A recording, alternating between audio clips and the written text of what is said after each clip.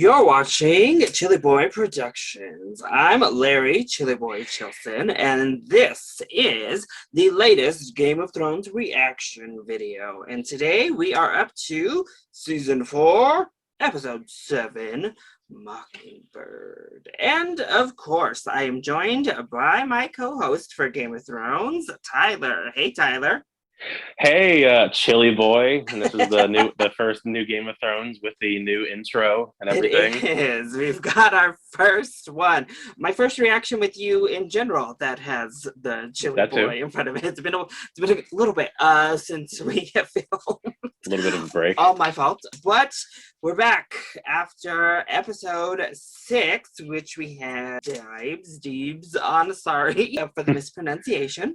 We saw Stannis and Davos invite us into Braavos for the first time to ask the Iron Bank for money. And after Davos wheeled and dealed and used his best asset, his mouth, his gift for gab, they got the cash. Then we saw Yara finally after an eternity.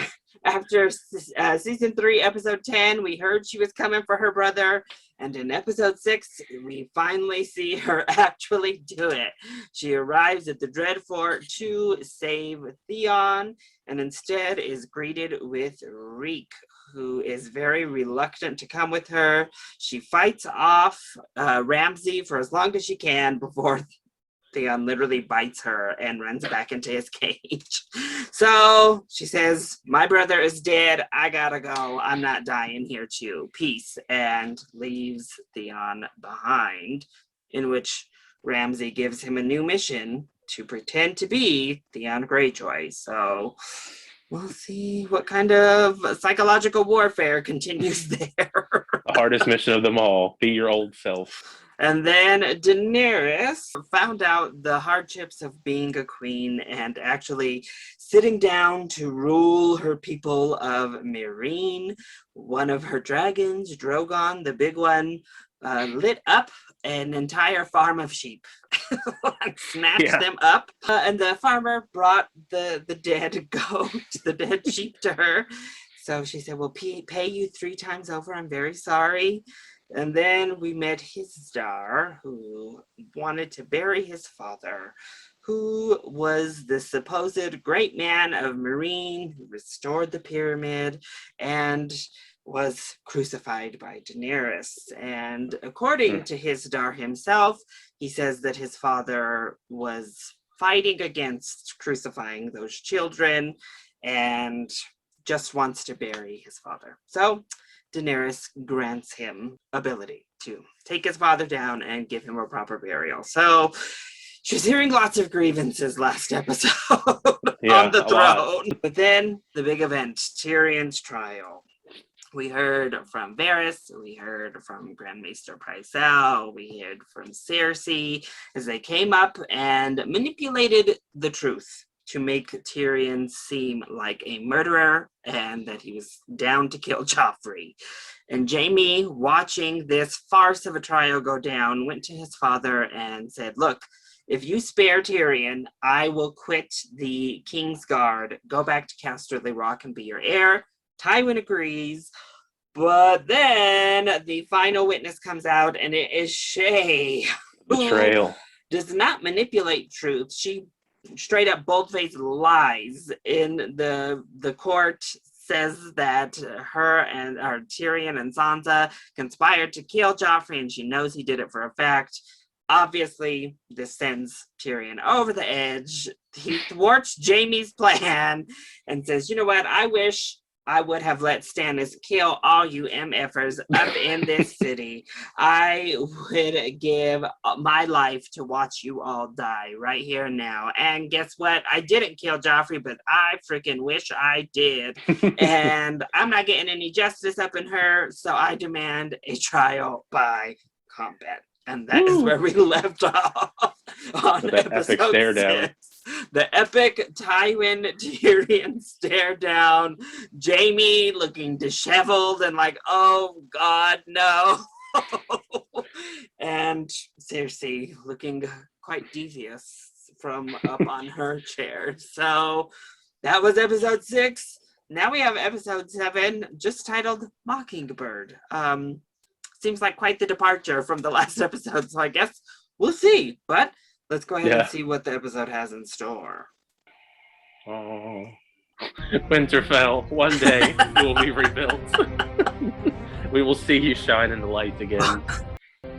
Oh yeah, Bravos. the giant man. The coins.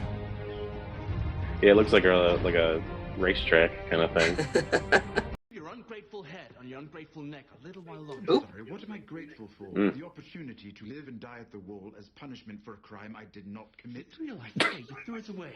You fell in love with a whore. Yes, I fell in love with a whore. And I was stupid enough to think that she had fallen in love with Like Jamie has any room to talk about falling in love with people. You know? Like, you kidding me? Felt good to take that from him. Yeah. He knows I'm innocent, and he's willing to sacrifice me anyway. I've won trial by combat, even though you weren't there to save me. I can't save you this time either. Oh. My training has Oh, no. proved that I can't beat a stable boy with my left hand. Your sense of adventure. Even if you lose, Gotta go to plan B, I guess. His face when you fall. Our family name snuffed out with a single swing of the sword. I hope it's Sir Meryn Trant. I'd enjoy watching Bronn disembowel that pompous child beater. We all hate Sir Meryn Trant, so. Yeah. Oh, What an entrance. here's her champion. Well, that's not fair. What, are they all just gonna fight him? Like just like a... Oh! Oh, God. Oh. Cersei is looking good, though, I will say. Walking over those guts. all things considered, taking the other stuff out of the equation. Who am I fighting? Does it matter? Well, Well, Cersei's really going to make sure that he dies, it seems. she wants her brother dead. Yeah, to the point where you get this giant hulking of a man. If only the Hound were around to be Tyrion's champion. He sure wants his brother dead, so. Right. Oh, that's the mountain now? Yes, that's the mountain now. Oh, yeah, by the way, meet our third mountain actor. I would say, because I haven't seen the mountain without armor in a while. Or in a while in general, I should say. Could I have a drink?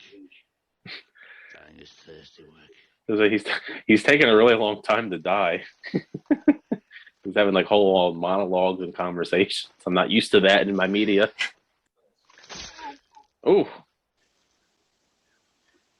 Didn't even give him a chance to brace himself.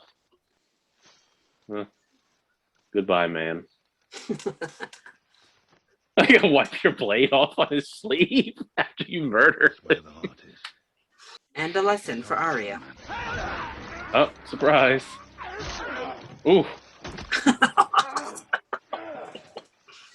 The fuck are you doing? The king's dead.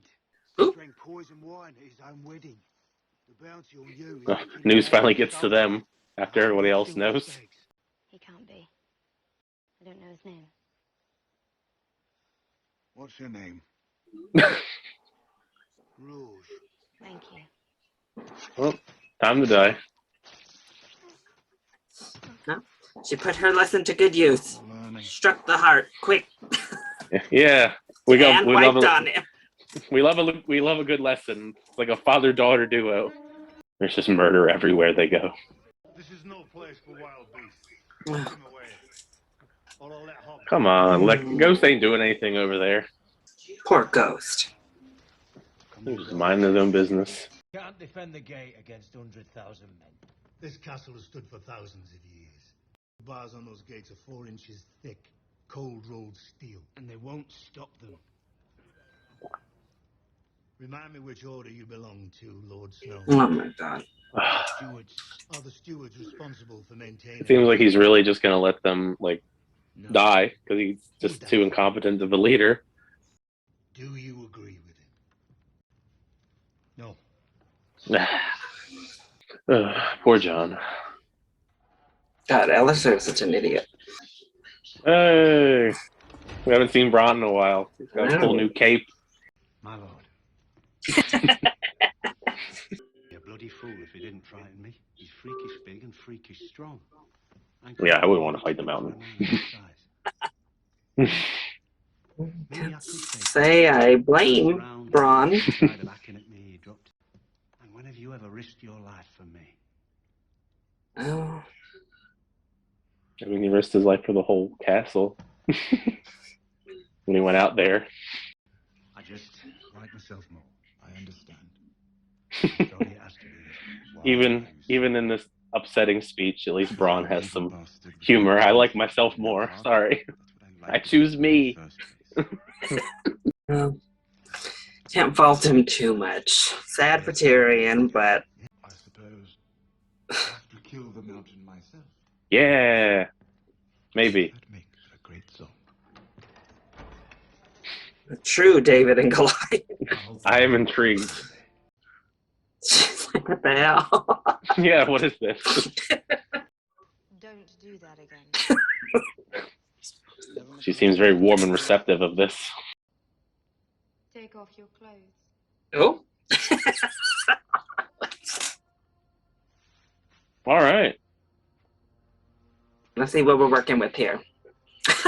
That's basically what she's saying. I mean, she's intrigued. Look at that face. Well, not bad so far. All right, we're getting a strip show. All right, we really are going down to the nitty gritty here. Just looking right at it. Definitely inspecting the merch. From one nude scene to another. You could never disturb. The Lord spoke to me. He said, "Tonight, you will have your last good bath in a long while. Make it count." Man, the Lord is just talking about baths and stuff to you. Oh, I was like, okay, Well, he's got better things to do. Humor isn't my strength. You don't say. Like must keep eye contact. Flaming column screaming towards the sky. She's in a good mood. Oh. Jorah. Jorah's not happy now, Mr. Friendzone. Sorry, Jorah. Yeah, I just did stuff with your dream woman. Have fun. I could never have faith in a man like Dario. He's hot. Just let it go. Don't need faith in him to get what she needed last night. Is why I've ordered Dario to execute every master in Yunkai. I wouldn't be here to help you if Ned Stark had done to me what you want to do to the masters of Yunkai. That is a good point, I guess. He will explain the choice they have before them. They can live in my new world, or they can die in their old one. Seems like a good ultimatum. Well, she listened to you. Just giving them a chance. No. Oh. Maybe not. Tell him you changed my mind. Oh, now she's playing games. All right. She knows what she's doing. Playing Love too many triangle. games now. We love a love triangle. Damn, that guy bit him on the neck, and he's like turning into a decaying person now. It won't hurt that much. No fire! Oh. Oh yeah. Kind of a deal breaker there. We should never laid eyes on you. Oh, come on. Let me wash it out and help you sew it up at least.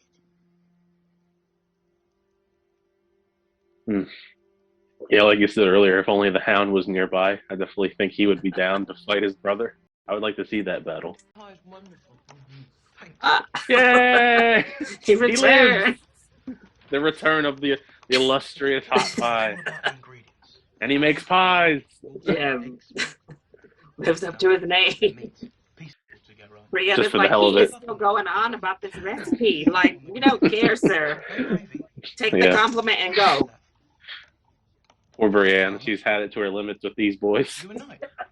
don't want to offend, my lady. Truly, I You're don't. not interesting enough to be offensive. Damn.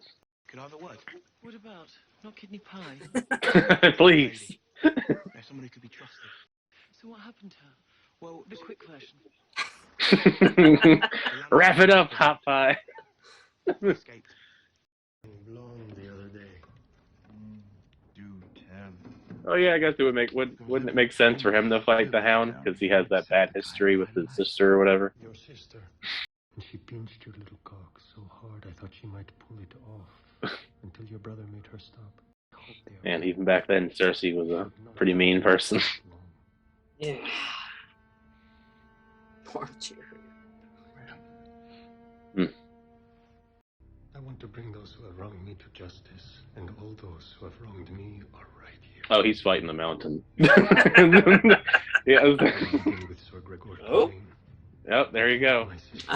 Yeah. The man raped her with their blood still on his hands. I knew it. Before killing her too. Revenge. I will be your champion. Yes. Well, the area is very pretty. She even built it out of snow. A little Winterfell. Who knew that she got had the little such, werewood and all. I mean, who knew that she had such crafting skill? Hello, Robin. This fucking boy. What are you doing? I'm the Lord of the Vale. When I grow up, I'll be able to fight anybody who bothers me. Or you. I like that's how like all he ever cares about is sending people through that damn door. Right through the moon. You ought to push him through that moon door. Oh. Oh, now you are, definitely. Oh. Yeah. I love it. Sometimes we gotta light the iron fist on these children. I hit him. Kim next. This is the next misbehaving one. Given the opportunity, what do we do to those who've hurt the ones we love? Vengeance kill. It's all about that revenge. Could overcome strength. You're getting a little too close, little finger. You might have been my child. Okay, let's calm down. Like I said, you're getting a little too close. You're more beautiful than she ever was. Okay. Okay, this has gotten even worse. Too than much. what's going on. She's like up there watching. She said, "Oh hell no." I hate it. Oh, now it's gonna have we have this conversation. Oh, you're going through that door, son.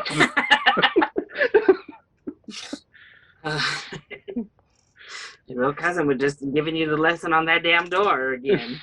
The impact breaks them right apart, like eggs dropped on the floor. Sometimes pieces remain in. Sansa might want to back away. Something. You kissed him. You kissed Peter. I didn't. You don't understand. I saw you. You can't lie to me I because mean, he saw kissed it her. with my own eyes.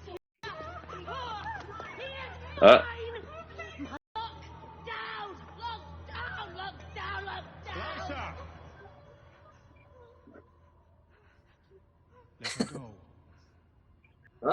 Let her go backwards. Don't let her go through the Yeah, yeah.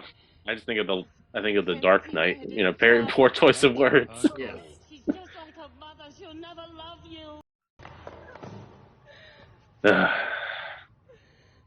It's crazy family up here. I know. Poor Sansa can't catch a break. I have only loved one woman. Uh-oh. My entire life. And it was Catelyn, right? Your sister. Ooh. Oh! Oh! Well. Bye. Well, she did. And there we have. I mean, I understood that one at least compared to a lot of the other times he's done crappy things. You know, he took us on a roller coaster. He talked some sense, and you're like, okay, you did help kill Joffrey, but then you kiss Sansa and creep us all out. But then you kill Liza, so it's kind of like, okay, I don't know It was how a to roller feel about you coaster. this episode, Yeah. little finger. You're all Roller over the coaster place. of emotions. That was episode 7 of season 4, Mockingbird. And we spent quite a lot of time with Tyrion this episode as he talked to all of his potential champion suitors. First, we kick off with Jaime. He says, look, I'm terrible with my left hand. Like, I can't beat a stable boy, and I know our sister is bringing the mountain in. Oh, I can't help you, bro. There's no way. And then they call for Bronn. We learn Bronn is engaged to be married, which was arranged by Cersei. And Bronn is like, look, yeah, maybe I get lucky and I find a way to outmaneuver the mountain, but one wrong move and I'm done. My head is chopped from my body, bro. Bronn chooses himself. I choose me. Good luck, though. I hope you live. I'll be rooting for you from the side. A mess. Then an unlikely person who Tyrion did not call came in and tells us the story of Cersei just being treacherous from the jump when Tyrion was born. What a surprise. But as he has made very clear since the moment he stepped foot in King's Landing, he has one mission being in this horrible city, and it's to get justice for his sister and her children, and he's going to start that justice with the Mountain himself. So he volunteers. Oberyn will be Tyrion's champion. Yeah. And amongst all this, we see the Mountain's return. Third different actor to play the Mountain. Woo! Quite large. He's humongous. Impaling people, chopping people in half. You know, the usual Mountain stuff. So, how'd you feel about Tyrion and everything happening in King's Landing? I mean, I guess I'll start off with the mountain stuff just because that was like the last thing you spoke about. I guess it's fun. Another new mountain. And same mountain, but different actor, I should say. This is definitely the most recognizable. Yeah, he's treacherous, very scary, very big. And it seems like Cersei is really bringing out the big guns to make sure that Tyrion dies. Like, who is the biggest, strongest man I can get for this trial by combat? It's funny, but in a messed up kind of way. You know, poor Tyrion having to go through his Rolodex of people to try and get someone to fight for him. Well, especially because it was his idea in the first place. Yeah. But I actually did really love the conversations he had throughout the episode. You know, the moments he had with his brother. And we got the return of Bronn, so we got to see them kind of have almost like a goodbye message, if it's a goodbye. Good for Bronn, though. You know, he's moving up in life after. My favorite part, though, was that conversation that he had with Oberyn and kind of just coming to that understanding of, like, you're not really a freak, you know. After he's realized that all these treacherous things that have happened to Tyrion, you know, he's kind of been picked on his whole life undeservingly. And he wants revenge. So, you know, I figured that because I remember, you know, earlier on in the other episodes, all that stuff he said with the Mountain and getting, you know, revenge for his sister and all that with the Mountain. So it made sense for, like, I'll step up. I want to kill this guy anyway. Yeah, that was probably one of my favorite parts, that conversation between him and Oberyn, and just like that tender moment that they had as he's like, I will be your champion. I just love Pedro Pascal, so that also helps. Well, then we also saw Arya and the Hound quite a bit this episode. First, doing a mercy killing, and in the mercy killing, the Hound shows Arya where to stab for the heart. But then they are ambushed by these men who are trying to get Silver. One of them bites the Hound like really gnarly in the neck. Like a zombie. Which gets his neck like snapped very roughly. Before the other guy is recognized by Arya as someone who said some nasty stuff to her. And she gets his name so she can stab him through the heart and check off another person who's wronged her in her life. So, added and immediately crossed off the list. Yes. Put on and taken off immediately. And then we actually get kind of a nice little tender moment between them a little bit later in the episode as the Hound is kind of just reflecting, like, you know what, this is some bullshit. Like, I've been attacked. I'm like constantly on the watch. All for what? For what am I doing this? And Arya kind of sees him break down a little bit as he reminisces of getting his face burned by his own brother and how he's pretty much been alone fighting for his life ever since he was a little kid with that psychopath. And she helps him clean his wound. So, how did you feel about Arya and the Hound? Well, I do always love their adventures. Usually, whenever they're in the episodes, they are major highlights. Especially in this episode, the excursion they go on this episode is definitely interesting. You know, they with the killing of that whatever that guy's name was. I guess it was nice that they had a little lesson in there about where to stab for the heart. So at least they're having these fun excursions where they're learning. I guess more. I guess they are taking things away from each other when it comes to the Hound is kind of trying to be more of like a compassionate kind of like actual human as opposed to like a fighting killing machine like he kind of was portrayed as for a lot of the episodes we've seen him in. And then Arya is of course learning how to fight better, so I guess so they're rubbing off on each other in some good ways and I guess some maybe bad ways along the way as well. I'm surprised that bite got that the way it was. I guess like the way things are in the Game of Thrones world, but I mean it was pretty gross. Hygiene. But yeah, apparently there isn't any. But I do think it was interesting, like learning more as we learn more about his past with the Mountain and how the Mountain was also a terrible person even as a child. Burning his brother's face over a toy and all that stuff. I mean, I really wish that they had fought. I mean, I would like to see them fight because I think that would be a really cool thing since they're both giant, warriors. Yes. But I mean, hopefully that happens. I mean, if they were a little bit closer in proximity, maybe he could have been Tyrion's champion. Well, then we saw our other dynamic duo for a moment in this episode as Brienne and Podrick come upon Hot Pie's little inn and get to converse with Hot Pie. They get their ear talked off about kidney pies, much to Brienne's annoyance.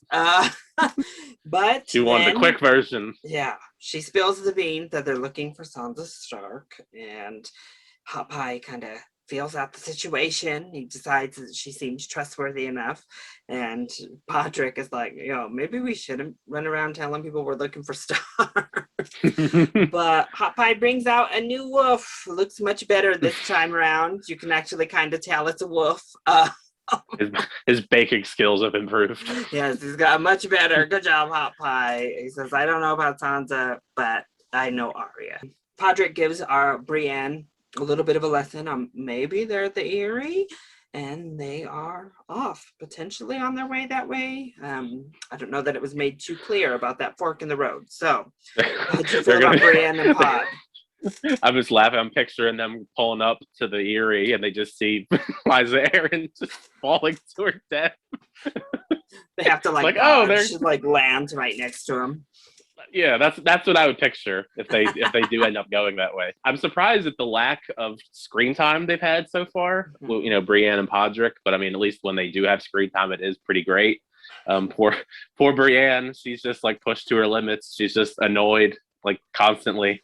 So, at least it's entertaining in some respects. It was also cool seeing Hot Pie make a random appearance because he just so happened to be working at this inn making stuff, pot pies and whatever that little pie of the wolf or whatever.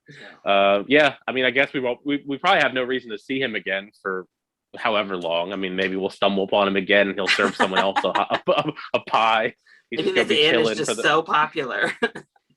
Yeah, give him we had some friends of ours suggest a Hot Pie spinoff. Maybe that could be his spinoff. He can, people can just keep passing through and he has his little bar. It's like Cheers. I am intrigued to see where they're going just because they are trying to look for Sansa and Sansa looks like she's in danger in one way or another. Well, then up at the wall, we saw Sir Alistair continue to just be the worst, locking always Ghost away just to spite Jon, and potentially putting all of their lives in danger just to spite Jon as well, because Jon is like, look, bruh, this is what's coming. 100,000 men and giants. Even Logran piped up with like, there's no way we can defeat them ourselves. We have to do something. But, Sir Alistair is petty. I'd rather us all get killed than Jon take the lead and be right. So, That's like the ultimate stubborn man. Oh, God.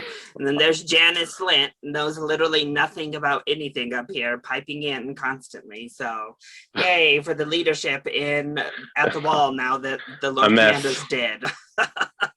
So how'd you feel about the stuff at the ball? I mean, it's frustrating just because John's trying his best to actually tell them the truth, and nobody believes him, it seems like, or at least the people in charge, I should say, don't believe him, even though he clearly has the most knowledge of the threat that's coming since he was with them. But I don't know. I guess that makes too much sense for them to actually believe Jon Snow. I guess hopefully it works out for them, all things considered, but it's not looking too good because Jon Snow kind of is like the only person with any sense, along with his little, friend group. Well, then we got Daenerys, a couple scenes with her. First, she comes back to her room to find Daario Naharis sneaking in through windows. Tells her, look, I'm good at two things, war and women. And right now, we're patrolling streets and shit, but let me do what I'm really good at. Like, one way or another, I gotta do something. So Daenerys is like, well, I haven't really gotten any action since season 1, and you're here, and you look pretty good. So take off your clothes. Let's see what you have to offer here, sir. And apparently she liked what she saw, which I can't really blame her. Then Daario sticks it to Jorah, makes him jealous as he leaves, and Jorah's coming in. Poor Jorah, man. I mean, he's been like the quintessential Daenerys simp since day one. So in his jealousy, tells Daenerys she can't trust Daario and all this. She's like, I know, I don't trust Daario. I don't have faith in him. Don't worry. He's just bro. hot.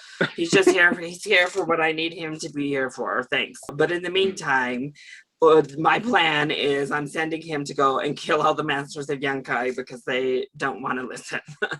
And Jorah's like, well, remember once I kind of maybe sold slaves, and thankfully Ned Stark actually showed me mercy instead of killing me. So maybe not everybody is horrible, and maybe we shouldn't just kill them all. Good point. So Daenerys says, okay, fine. We'll send them with a message that we're ending slavery. So either you come into this new world that I'm building here without slavery, or if you refuse and want to hold on to your slave holding beliefs, then you die. So that is what ultimatum?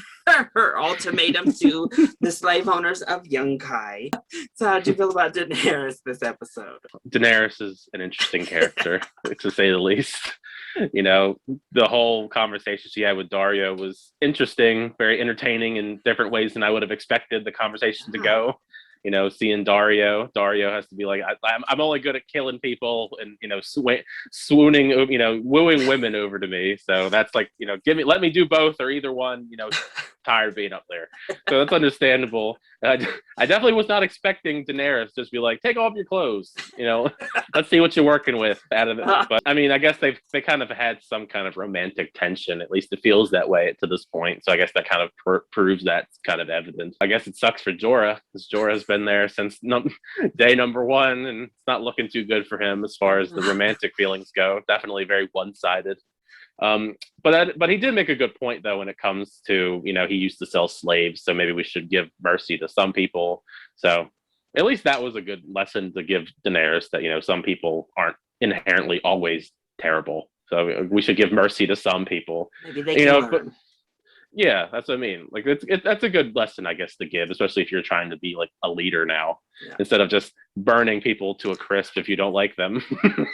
Yeah. Well, thankfully she listened. She took his advice, so they're not going to kill everyone. At least, well, potentially, I guess, if they all say "F that," we're keeping the slaves. Yeah, well, then we're killing everyone. Yeah, But they're pro-slavery. They won't be alive much longer. Which well, at least we tried. Yeah, worth a shot. But we went from Daario Naharis's booty to Melisandre's boobies. Yeah, literally. We went from one nude part to the next from our What a transition from one nudity to the next. So Melisandre, taking her luxurious bath, starts awkwardly having this conversation with Selyse about seducing Stannis, in which, you know, Selyse is like looking Melisandre up and down, like checking her out. I don't know, maybe for her own purposes, maybe for competition purposes. Yeah, between that scene and also the Dario and Daenerys scene, there's a lot of eyeing people up. Yeah, but Melisandre, I mean, she kind of does a sneak move too, talking about no, I didn't need any of these potions for Stannis to come ask. Yeah, he came on his own fruition, ma'am. I'm just that bitch, you know. you know what you're looking at right now, girl. I didn't need a potion to get him over her. She's just hot like that, you know. But Selyse, in her devout devotion to the Lord of the Light, says, you know what, he can come and sleep with you if it's what the Lord wishes, because he brought you to us. In which Melisandre says, you are very devout, and you can see into the flames without my help, and rejects Selyse's plea to leave her daughter behind, because, you know, Selyse doesn't actually like her daughter, so she would prefer not to have her around and just leave her in the dungeon that she's made. But I don't know about this alternative, because Melisandre says, you see here, the Lord of the Light has a purpose for your daughter and you, so we need her to be on board when we set sail. I don't know about that. How'd you feel about that little scene with Melisandre? Well, I'm worried about that girl, the daughter. Sounds like she's in danger. You know, talking about how they have a purpose. I've seen a lot of people have purpose, and usually they go up in flames. A lot of Stannis' family members, particularly, have had purpose. That's what I mean. You in danger, girl. Run, Shireen! So hopefully she figures that out, you know, Hopefully before it's too late. Davos is always nearby. Definitely one of the weirder conversations of the episode between those two, I would say. Just definitely weird. I guess that's like the best way I can describe it, and hopefully the daughter can get away, because it's not looking too good. Kind of the best way to describe most of Melisandre's plot lines. Yeah. Weird. Very weird. Yeah, definitely of the main ones, she probably has one of the weirdest. Wherever Melisandre goes, so comes the weird. All of her like essential oil bottles with all of her potions. And I would like to see her use some. They sounded like they had some really interesting purposes. Well, then, speaking of weird people, we head up to the Eyrie for our final segment of the episode. Oh, God. Sansa, at least we get a peaceful moment with her for just a second, as until usual. that child ruins it. Whenever Sansa is like at peace for just a second, it's very short-lived, unfortunately. Sadly. She makes Winterfell. She's like reminiscing about home, trying to like make peace with her life as it is. When Robin Arryn comes out and throws a temper tantrum and kicks Winterfell down. And Sansa slaps him right across the face. I loved it. He goes running away. He even talked about marriage with her, which I'm like, no, Robin, stop, please. Talks about, when I'm married, I'll throw your enemies through the moon door. No, we don't need to hear that. Just get out. Littlefinger comes to like comfort her. That's what you want to call it, yeah. Says that he killed Joffrey because Joffrey killed the woman he loved. So basically it was a vengeance kill. Goes from saying, in a world where love overtakes honor, you would have been my daughter, to then kissing her. This Game of Thrones, everybody. Disgusting psyche led him down that very odd path of thinking. Well, of course, Lysa Arryn saw them, and we already saw she was jealous of Sansa, and she's already been known to be a crazy person. So she calls Sansa to the moon door and threatens to throw her out of there. Yeah. It's like holding her head above the moon door, ready to launch her. Shouldn't have even gotten close to that moon door. Sansa was also in danger. No, Sansa, we need you to have that. That's our problem with you still here, even in season 4 right now. We need you to have like just a little bit of that extra sense, not to go that close to the crazy woman at the moon door. Critical thinking skills. You know she's psycho. But Littlefinger intervenes and is like, hold on, don't throw her through the moon door. I've only ever loved one woman, and that was your sister, and pushes Lysa Arryn through that was the a good door. one. Like, I mean, that was a good one. Like, I wasn't expecting her to get yeeted out the door. Damn, you know, cold. Definitely one of the coldest Littlefinger moments of the series so far. Just like, I only love one woman, your sister. Bye. That is what you get to think of as you fall to your death. Well, the fact that I guess nobody has ever truly loved you, Liza Aaron. I wonder I hope the child's next, He loves that moon door. Maybe he should give it a go. Yeah, you want to go through it so bad. So, how did you feel about everything with Sansa and Littlefinger up there? I mean, it started off nice, like you alluded to. It was like really beautiful. Sansa was kind of having this like nice, touching, like somber kind of like alone time where she could be kind of peaceful. And then what's his name, Robin, little milk boy, came in and just ruined it. Just being a menace, just throwing temper tantrums, talking about the damn moon door. It's all he knows. So I guess it's kind of a funny irony that his mom gets yeeted out the door. It was nice to see Sansa slap him, though. I will say that was very satisfying. Now, like I said, it was a roller coaster, that entire scene. It started out nice, peaceful. He ruined it. Then Littlefinger comes, ruins it even more. I figured that was kind of the vibe we were getting from him this whole time, because he loves Catelyn. And now it's like, well, I guess I can't have Catelyn. I guess I'll move on to the daughter. And I guess also the aunt / Catelyn's sister. I guess you'll just move through the family. The whole family tree. Well, whatever, Arya, man. run, Arya. Maybe you don't want to go up there, Arya. Well, hopefully she kills him, or someone kills him. Push him through the moon door too. At this point, him and Robin can both go. But yeah, good scene. Definitely a shocking way to end the episode. Exciting and also shocking, just because I wasn't expecting her to just get pushed out the moon door. I'm excited to see, I guess, the repercussions of that in the next episode, since I'm sure there's going to be something, because it's just Sansa, Littlefinger, and little boy up there now. Gonna have to explain to little boy, your mom just got pushed through the moon door.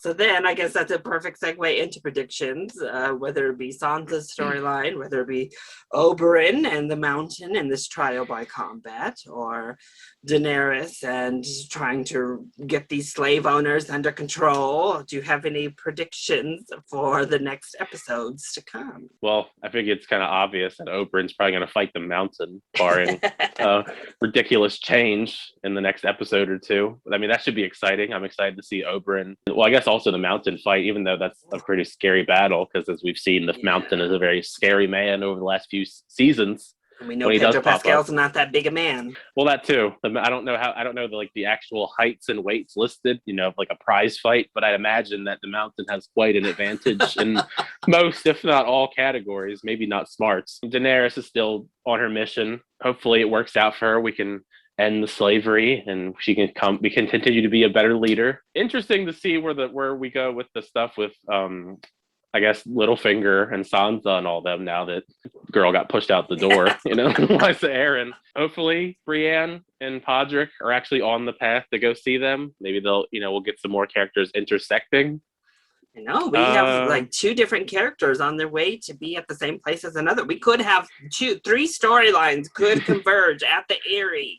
Yeah, I'm just thinking of like past times where that's almost happened. Like I've watched Bran and them almost meet Jon, and it just didn't happen. Speaking of Bran, wherever the hell they are, I guess Theon / Reek. I guess he's gonna, maybe next episode will be the episode where he gets to be his old self. I don't really know necessarily where Arya and the Hound are off to, but like I'm always down for their journeys. So I'm excited to go wherever they go. And who are your faves and least faves of this episode? Faves, probably Tyrion, obviously. Oberyn was pretty great, and I just really love that moment he had with Tyrion. Even though Bronn said no and chose himself, I do still love Bronn. Yeah. Sansa, especially, for smacking that little boy. So I love her for that. You made it, Sansa. You made it to the top. Brienne, Podrick were both pretty great. Even Hot Pie. I mean, Hot Pie, I guess, gets it. I'll throw him in there just because he was nice. And it was nice to see him. I don't need him as like a consistent recurring character, but if he comes back every now and then, it's fine. Arya and the Hound are always great. I think that's about like everybody. I think pretty much everybody in charge up at the Night's Watch is pretty bad. All of them. I don't want to name just one. I think they're all just pretty bad. Oh, I guess I would throw Jon and the people I like too, even though he kind of only, because he's trying his best to be good and trying to like warn these people. Littlefinger, Liza Aaron, I guess I could throw her in there one last time. Get your last honorable mention in the list. Everybody up there except Sansa, honestly. You know, Robin too. I guess the Mountain, just because like he's very, very mean man. Yeah, I guess that pretty much covers everybody. I mean, Jamie was kind of in the middle. He just said, I would fight for you, but my skills suck now. So thanks for that. At least he had a good reason. Yeah. It's not like he has two able hands and he's saying no. That was our reaction and discussion for season 4, episode 7, Mockingbird. I hope you all enjoyed it. If you did, go ahead, click like down below and subscribe to the channel so you are always up to date on all of my latest videos, including each and every one of our Game of Thrones reactions, as well as Tyler and I with Hannah reacting to Daredevil. Also, make sure to show Tyler some love. Tyler, where can they find you? Yeah, if you just search up my name on here, you'll find my channel. And also on Twitter and Instagram, it's Tyler Calvert. And make sure to join in on the discussion. How did you feel about season 4, episode 7? Were you shook when Littlefinger pushed Homegirl out that window, or what? Also, do you like this little bit of a naughty side to Daenerys? Let us know either in the comment section down below, or you can hit either one of us up on Twitter. I love you all so much for your continued support. Thank you for watching, and we'll see you next time. Bye.